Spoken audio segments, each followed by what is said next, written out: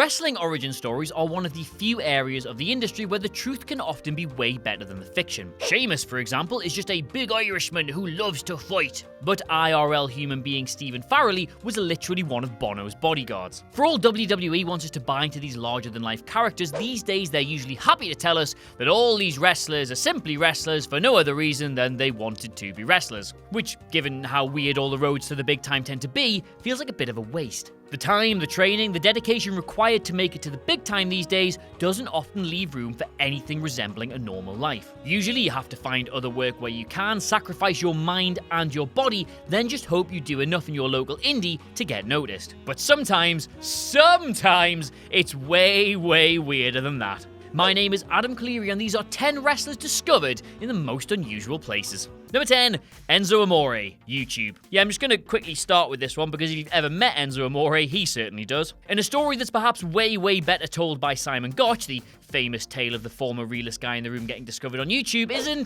it's not really true. Story goes that ENZO AMORE, whilst being a manager at Hooters, because of course ENZO AMORE was a manager at Hooters, makes a hype video of himself. He's doing MMA, he's rapping, he's talking about why he's so great, and lo and behold, Triple H finds this video on YouTube. So impressed is he by this video, he immediately offers him a tryout, and a few months later he's in NXT. That's a cool story, yes, except as Gotch revealed, it's not actually true. Amore, in fact, talked a dude at his gym into showing it to Triple H, which is sort of the same, but nowhere near as impressive. As they say, though, never let the truth get in the way of a good story, right? Plus, I mean, we already know that WWE don't scout YouTube for talent, otherwise you'd have seen me, Jules, and Miller versus The New Day last year. Number 9, Titus O'Neil. An unplanned social call. Is there a more well-meaning bloke in all of wrestling today than Titus O'Neil? The bumbling former NXT star has charmed his way to a decade-long run in WWE, despite never really having plans on doing that. O'Neil, bless his heart, just wanted to do some dress shoe shopping in 2009. He started, as most residents of Orlando do, at his big local mall. That's when he suddenly remembered his pal Batista had told him about WWE's FCW training facility just down the road. One quick phone conversation later, and Titus was popping his head round the door to say hello. A few weeks later, the guy was a new recruit and learning to bump in WWE rings. So just to recap there, O'Neil went shopping for shoes, thought about his friend's recommendation to maybe give wrestling a try, left the shops to introduce himself at the training center, and then ended up becoming an internet meme for falling on his arse in Saudi Arabia. Life comes at you fast. Number 8, SABLE, Vince McMahon's office. Great one, this. Vince McMahon was once so hot on signing Mark Mero that he offered him absolutely anything he wanted. Good money, guaranteed contract, the works, but Mero also requested that his wife be allowed to accompany him on the road. That doesn't sound like a lot, but back in the 90s it was weird.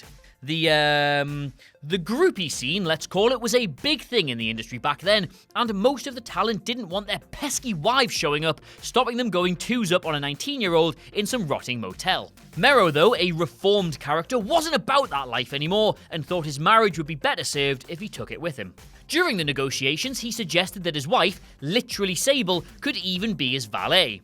I mean, it made sense, she was going to be on the road with him anyway, but McMahon wasn't particularly sold on the idea. That was, of course, until she literally stepped foot into his office when Mero came to sign his papers, and he remarked, "My God, we have to put her on TV." Within a decade, she'd posed for Playboy, divorced Mero, and started playing Vince's mistress on TV. Supreme banter.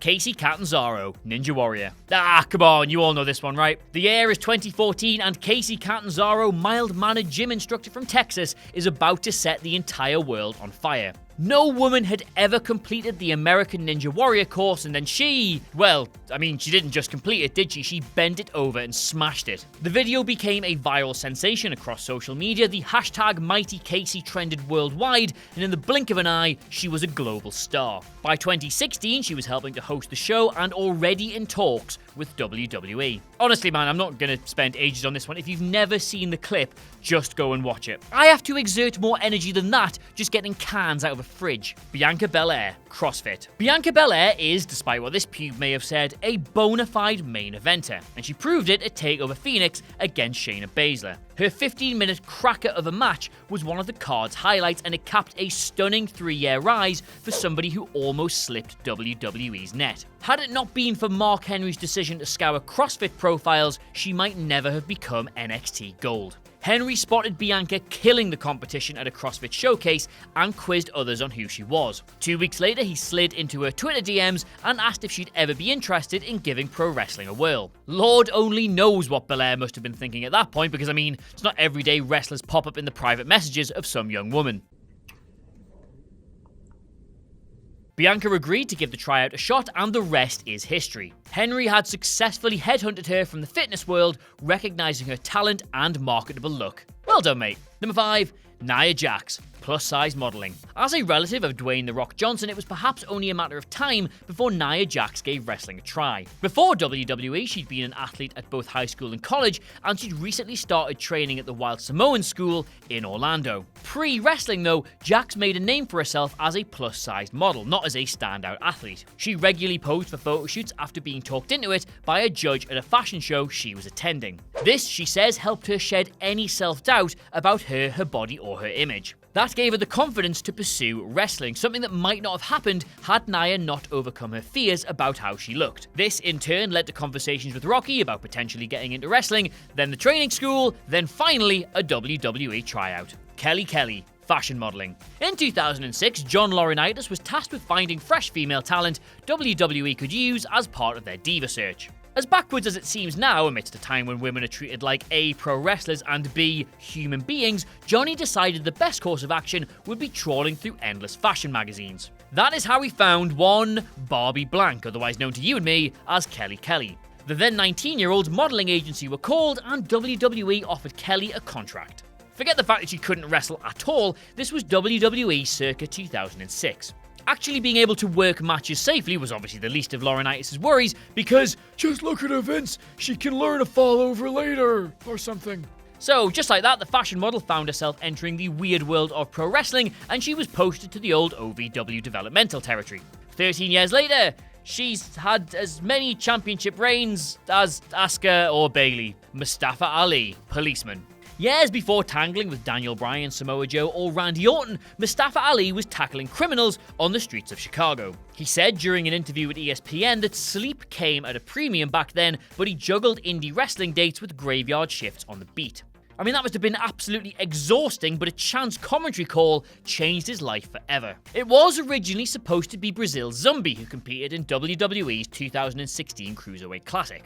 When he pulled out, though, someone recommended Ali, and his fortunes changed from there when Daniel Bryan told the world on commentary he was actually a cop. WWE were reportedly impressed by the idea that Ali had balanced his real-life job with an appearance in their tournament, and from there, they offered him a contract. Finally, after 4 years of absolutely hating it, apparently, Mustafa was able to leave police work behind. Number 2, Trish Stratus, receptionist. As the story famously goes on this one, Trish Stratus was working as a gym receptionist in 1998, when the publisher of Muscle Mag approached her seemingly out of nowhere and coyly asked if she'd be interested in taking some shots. I mean, precisely how many sex-weird bog nonces must have approached her with a camera during her life doesn't bear thinking about, but this time she agreed and ended up gracing the magazine's cover a few months later.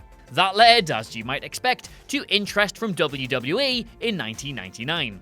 Without the glamour model portfolio, Stratus would never have been signed by the company. Her shots caught WWE's management eye, and her life was flipped upside down by that one convo with the Muscle Mag chief. Before that, Trish was happily working part-time in the gym and was coming off a biology course at university. One of wrestling's most famous and celebrated female stars got her start due to a series of events she could never have predicted. Firstly, Trish didn't know the publisher was going to approach her. Secondly, she would never have thought that Vince McMahon, of all people, would take that particular copy of the mag into a Stamford toilet for a bit of alone time. Number 1, The Big Show, basketball player. If you're a fan of The Big Show, then you have to thank this man, Danny Bonaduce. The Partridge Family star was responsible for introducing Show to Hulk Hogan during a charity basketball game in 1995. Now, the big man had already tried to break into the wrestling biz by working out at Larry Sharp's Monster Factory facility, but he wasn't having much success.